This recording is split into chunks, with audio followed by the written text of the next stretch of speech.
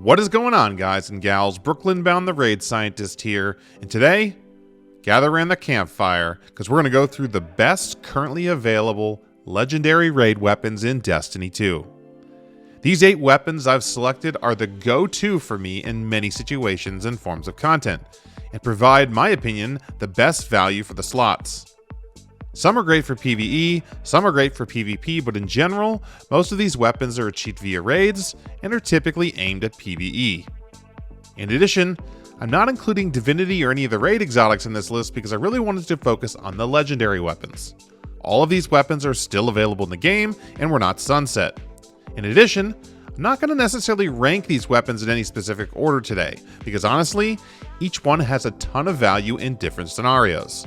For example, I find it hard to rank a heavy DPS weapon against a hand cannon. Just know that overall, out of all the raid weapons available, the ones we're going to cover today are the best ones to seek out in my opinion. So without further ado, let's get right into it. First up, from the Vault of Glass is the Fatebringer. Fatebringer is a 140 RPM kinetic hand cannon, and has some astounding perk options which make it an absolute beast in either PvE or PvP. Remember that with hand cannons, any barrel or magazine that gives it more range is typically preferred, and Fatebringer can get both hammer forged and accurized rounds, giving it a ton more range. In addition, for PvE perks, it can roll with an explosive payload and Firefly, which is pretty nuts for clearing ads, and any precision kill is going to create destruction. Frenzy and Opening Shot are also very good perk options on this hand cannon. In addition, if you level up high enough and can manage to get a group to beat the Templar encounter on Master difficulty, that you can get an Adept version of Fatebringer, which allows you to put Adept mods on it for even better value. As of the making of this video, Fatebringer is not craftable. Next up on our list, also from the Vault of Glass, is Found Verdict. This aggressive frame shotgun can be pretty nasty in PvP. Don't get me wrong, there are some great PvE perks that can roll on this weapon as well. Auto-loading and Vorpal Weapon make it a great weapon for boss and major damage, and 1-2 Punch is still a pretty nasty option, especially for Titans and Arc Hunters who utilize melee damage builds. For PvP, once again, you're going to want to maximize your range, so be on the lookout for Range Masterwork, Smoothbore or Smallbore, and perks like Slide Shot, Opening Shot, or even Demolitionist or Frenzy in the last column. Moving on, from the Deepstone Crypt, you have the Kinetic Sniper Rifle Succession. This is still my go-to kinetic sniper rifle of choice even 2 years after its release. The Deepstone Crypt weapons have a chance to roll with a perk called Reconstruction, and on a sniper rifle, this is pretty insane. It can slowly reload your weapon for you and even load it past the typical bullet capacity, giving you up to 6 or 7 or even 8 shots in your magazine. Throw a backup mag mod on this, paired with tactical mag or extended mag, and you'll be very pleased with the number of shots you can chain together before reloading. In the final column, it can roll Vorpal Weapon, making it very good for bosses and majors. If you want to forego the backup mag mod, if you get a roll with Reconstruction, you can instead throw on a boss spec mod on it, and then you're going to be competing with some of the best DPS weapons in the game with a sniper rifle. This sniper can also roll with some decent PvP perks as well. It's an aggressive frame sniper, so it deals more damage than rapid frames, and can roll with Moving Target, No Distractions, Slideways, and Snapshot sights in the final column. Grab some friends and go tackle the Deepstone Crypt, because this weapon is totally worth it. Next up is also from the Deepstone Crypt raid, and that is the Kinetic Slug Shotgun Heritage. To date, this is still in my opinion the best PvE slug shotgun in the game. Like the Succession Sniper Rifle, it can roll with Reconstruction, which reloads it for you and can increase your magazine size. Since it's a kinetic weapon, having a perk like Recombination in the final column is also very good, as you will likely be pairing it with an energy primary weapon, which will buff its damage significantly. In addition, you can get auto-loading holster on this weapon, making it very handy to swap to your primary and then swap back to your fully loaded shotgun. I use this weapon routinely in Nightfalls, raids, and even dungeons to plow through ads, majors, champions, and even do boss damage. For PvP, there are better options for slug shotguns like Inquisitor or even Chaperone. I would say this weapon is best in PvE content. It's got a solid list of PvE perk options, as I've mentioned, and has very good stats, along with a 6-round base magazine. Note that the dual loader perk from Deepstone Crypt is probably the only perk option you want to really avoid. It makes it seem like it's taking 3 years to reload the weapon. Overall, this is a great PvE weapon and I highly recommend you try and farm for it. Next up from the reprised Kingsfall raid in Destiny 2 is the Zaouli's Bane Solar Hand Cannon. This is an adaptive frame 140 RPM hand cannon, and the perk options for PvE are absolutely nasty. First off, this weapon is craftable using the Enclave. While you'll need to collect 5 red frame versions of it by running Kingsfall a lot, if you're unlucky with the drops like I was, you can go ahead and craft your own god roll. What's amazing about this weapon is it can roll explosive payload and Firefly like Fatebringer can, but even better than Firefly, it can roll with Incandescent, which will spread scorch across nearby enemies and doesn't require a precision kill.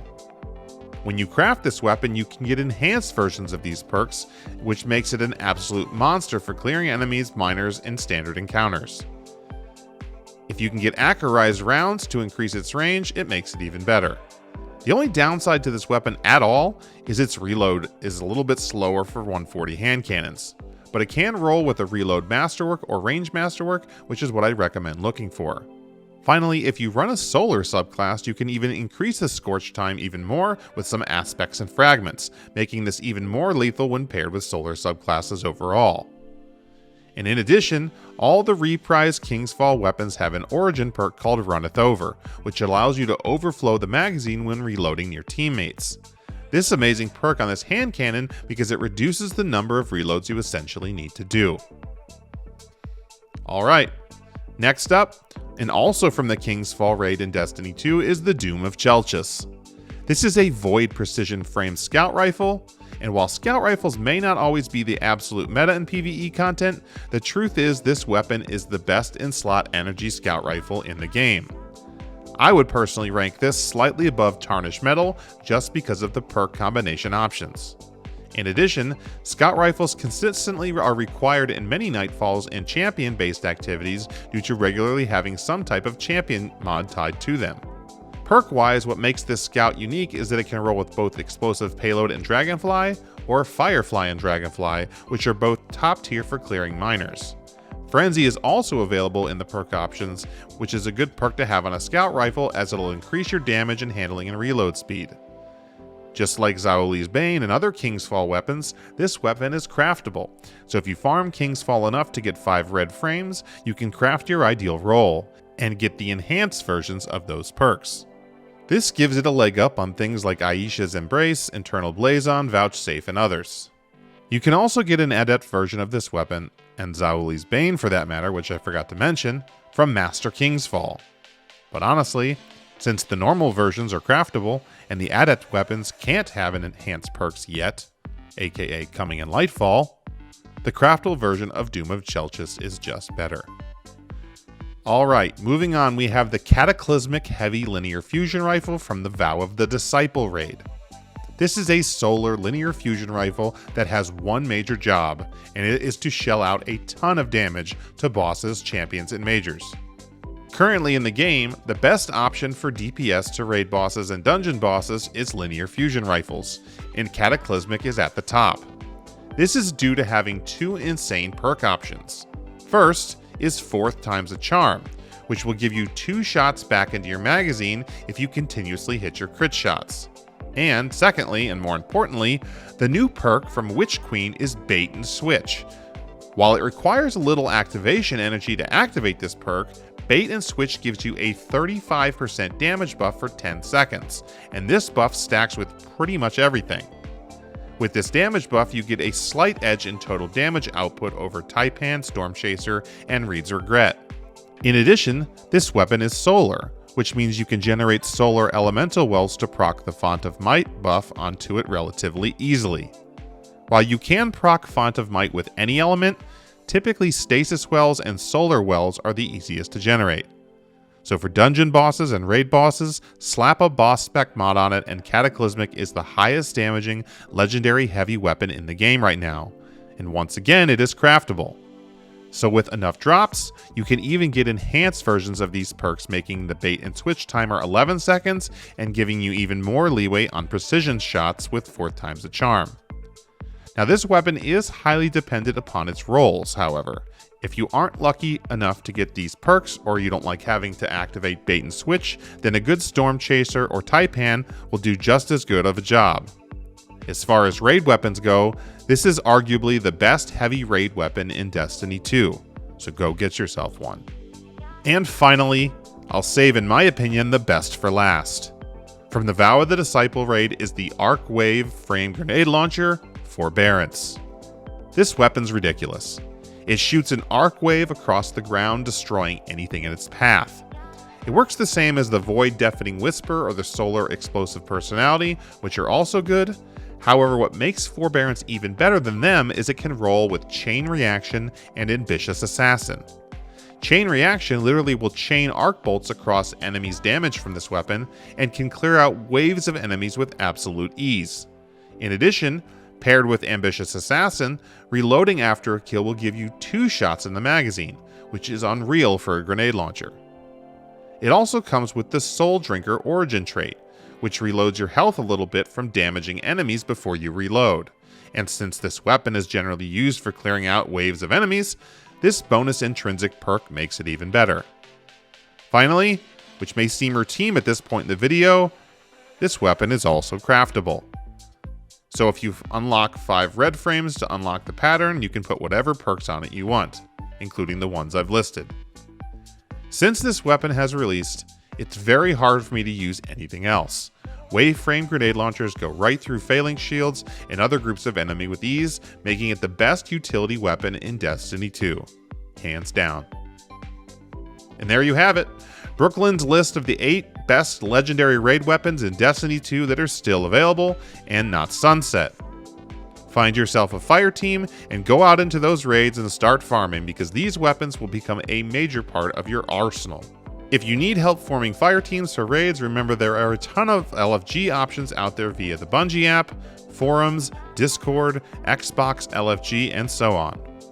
If you're a solo player, I highly recommend using these tools to find a team and start learning the raids to get these weapons. Don't forget to check out all my guide videos on each of these raids on the channel, and feel free to give the video a thumbs up or even hit the subscribe button to join the community. Until next time, Guardians, thanks for watching.